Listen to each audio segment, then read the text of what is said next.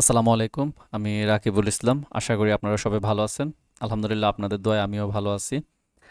আর আমি ট্রাই করতেছি Hungary student ভিসার A to Z সকল ইনফরমেশন আমার ইউটিউব প্লেলিস্টে আপলোড করার জন্য। আশা করি ভিডিওগুলো আপনারা খুবই ভালোভাবে উপভোগ করতেছেন আর খুবই ইনফরমেটিভ ভিডিও। সো ভিডিওগুলো যদি আপনাদের কাছে অবশ্যই ভালো লাগে থাকে তাহলে অবশ্যই আমার ইউটিউব চ্যানেলটাকে সাবস্ক্রাইব করতে ভুলবেন না। আর যদি কোনো প্রশ্ন থাকে তাহলে আমাকে এই নাম্বারে হোয়াটসঅ্যাপ করতে পারেন অথবা ভিডিও ডিসক্রিপশন বক্সে আমার হোয়াটসঅ্যাপ গ্রুপের লিঙ্ক দেওয়া থাকবে, সেখানে জয়েন হয়ে যেতে পারেন। সো আজকে আমরা যে বিষয়টা নিয়ে কথা বলবো সেটা খুবই গুরুত্বপূর্ণ এবং খুবই গুরুত্বপূর্ণ for Hungary student visa. So দেখা যাক আজকের যে টপিক সেটা হচ্ছে ইনকাম সোর্স ডকুমেন্টস। আসলে ইনকাম সোর্স ডকুমেন্টসটা আসলে কি? আমরা হয়তো দেখা যায় যে আমরা বাইরে পড়তে যাব, তো বাইরে পড়তে গেলে আমরা টাকাটা আসতেছে কই থেকে? হয়তোবা আমি জব করতেছি, তাহলে আমার জব আমাকে যেখানে আমি জব করি সেখান থেকে আমার টাকাটা আসতেছে, এটা একটা ইনকাম সোর্স। আর যেহেতু আমি জব করি ওরা আমাকে পেমেন্ট দিচ্ছে, তাহলে আমার ব্যাংকের মাধ্যমে পাঠাচ্ছে, একটা স্লিপের মাধ্যমে দিচ্ছে, তাহলে একটা স্যালারি শিট অবশ্যই থাকতে পারে। আর আর হতে পারে আমি বিজনেস করি, আর আমার যদি বিজনেস না থাকে, এখন বাংলাদেশে দেখা যায় যে একজন স্টুডেন্ট কিন্তু সরাসরি সে বিজনেস করে না। নর্মালি যদি সে তার বয়স যদি বেশি না হয়ে থাকে অথবা সে যদি মাস্টার্স অ্যাপ্লিকেন্ট না হয়ে থাকে, তো নর্মালি দেখা যায় যে ম্যাক্সিমাম স্টুডেন্টসের প্যারেন্টসরা তাদের কি হয়ে থাকে, ফিনান্সিয়াল স্পন্সর হয়ে থাকে। তো সেই ক্ষেত্রে দেখা যায় যে তার স্পন্সর হয়তো জব করে, না হয় সে কি করে, বিজনেস করে, অথবা সে কি রিটায়ারমেন্ট, যে তিনটার যে কোনো একটা থাকে। এখন সব কিছুরই তো একটা ডকুমেন্টস থাকে। যদি বিজনেস করে থাকে বিজনেসের কিছু ডকুমেন্টস থাকবে, যদি জব করে জবের ডকুমেন্টস থাকবে, যদি কি করে রিটায়ারমেন্ট হয় তাহলে রিটায়ারমেন্টেও কিছু ডকুমেন্টস থাকে। তো আজকে আমরা কথা বলবো যে আসলে কোন কোন ডকুমেন্টসগুলো আসলে লাগে এবং কি কি ডকুমেন্টস লাগে, সেটা নিয়ে আজকে আমরা আলোচনা করব। দেখা যাক। প্রথমত আমরা দেখব যে যারা জব করে তাদের জন্য কোন কোন ডকুমেন্টসগুলো লাগবে, কি কি ডকুমেন্টস রিকোয়ার্ড, ডকুমেন্টসগুলো কে কি। তো আমি ধরে নিচ্ছি আমার স্পন্সর, ধরো আমার বাবা আমার স্পন্সর, আমার বাবা জব করে কোনো একটা কোম্পানিতে। তাহলে কোম্পানি থেকে কি নিতে হবে, আমাকে জব সার্টিফিকেট নিতে হবে। আমার বাবার কোম্পানি থেকে বাবাকে আমি কি বলবো যে আপনার কোম্পানি থেকে আপনি জব সার্টিফিকেটটা ম্যানেজ করবেন। কার জন্য? আমার জন্য। কিসের জন্য? আমি এম্বাসিতে জমা দিব, এটা সাবমিট করব। তাহলে ওনার যে কোম্পানিতে জব করে ওনার ওই কোম্পানির জব সার্টিফিকেট লাগবে, এবং লাস্ট 3 মান্থ স্যালারি শিট। ওনাকে যে মানে স্যালারি দিচ্ছে প্রতি মাসে, সেই স্যালারির কি লাগবে, 3 মাসের স্যালারি শিট লাগবে। যে 3 মাস প্রোভাইড করতেছে স্যালারি, ওই স্যালারি একটা স্যালারি শিট লাগবে। এটা যে কোম্পানিতে জব করে ওই কোম্পানিকে বললেই হবে। দেন একটা রিকমেন্ডেশন লেটার লাগবে।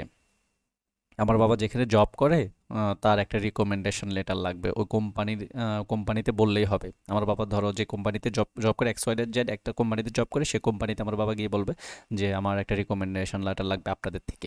তাহলে তিনটা documents: job certificate, last 3 month salary sheet, recommendation letter. আচ্ছা, এটা চলে গেল। কোনো স্টুডেন্ট যদি মাস্টার্স অ্যাপ্লিক্যান্ট হয়ে থাকে, ধরো সে ব্যাচেলর শেষে সে কি করছে, জব করতেছে, 2-3 বছর জব করতেছে, এখন সে বাইরে পড়াশোনা করতে যাবে নিজের নিজের টাকায়, মানে নিজেকে নিজে স্পন্সর করবে, তাহলে তার কোন ডকুমেন্টস, সেম এই ডকুমেন্টসগুলোও তার লাগবে।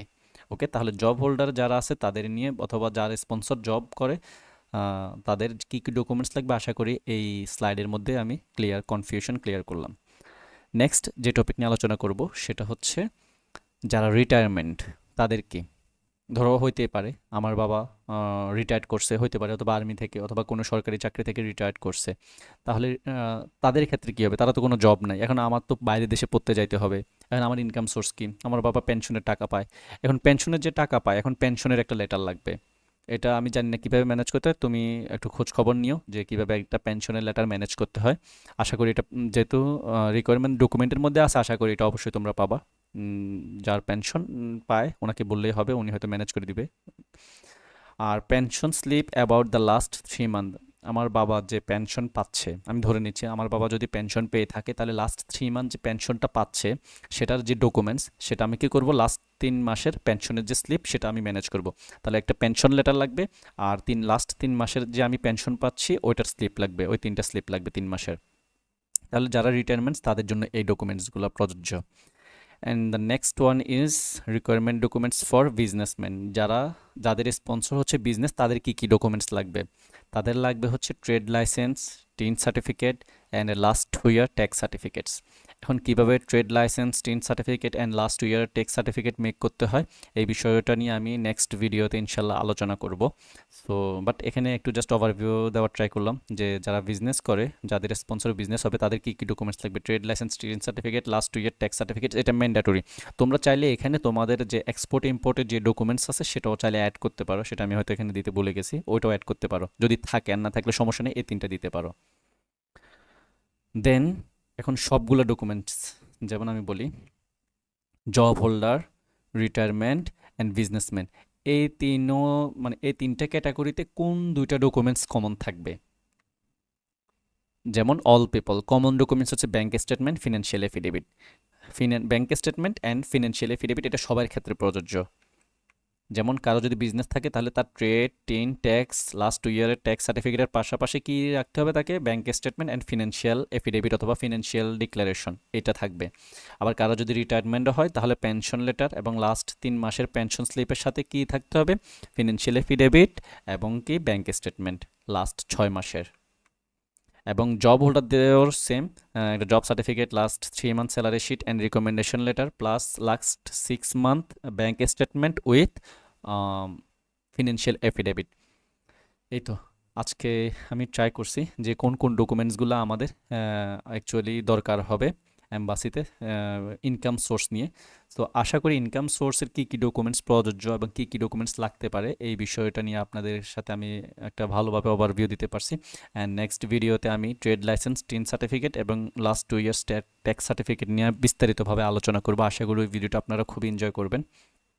আর যাদের জব হোল্ডার তারা আপনারা একটু কষ্ট করে আপনারা যে অফিসে জব করেন সেই অফিস থেকে আপনারা এটা ম্যানেজ করতে পারবেন, এটা খুবই ইজি। বাট এই ট্রেড, টিন, ট্যাক্স এই দুইটা একটু হ্যাসেল স্টুডেন্টদের জন্য, বুঝতে একটু প্রবলেম হয়, এই জন্য এটাকে নিয়ে আমি তিনটাকে নিয়ে আমি একটু বেশি বিস্তারিতভাবে আলোচনা করার ট্রাই করব। আশা করি ভিডিওটা আপনাদের কাছে খুবই ভালো লাগছে। যদি ভিডিওটা আপনাদের কাছে মনে হয় যে খুব ইনফরমেটিভ তাহলে অবশ্যই আমার ইউটিউব চ্যানেলটাকে সাবস্ক্রাইব করতে ভুলবেন না। আর যদি কোনো ধরনের আপনাদের সমস্যায় পড়তে হয় তাহলে ভিডিও ডিসক্রিপশন বক্সে আমার হোয়াটসঅ্যাপ গ্রুপের লিঙ্ক দেওয়া আছে, আপনারা সেখানে আমার সাথে যোগাযোগ করতে পারেন। আশা করি আমি আপনাদেরকে হেল্প করতে পারবো ইনশাল্লাহ। ভালো থাকেন, সুস্থ থাকেন, আসসালামু আলাইকুম।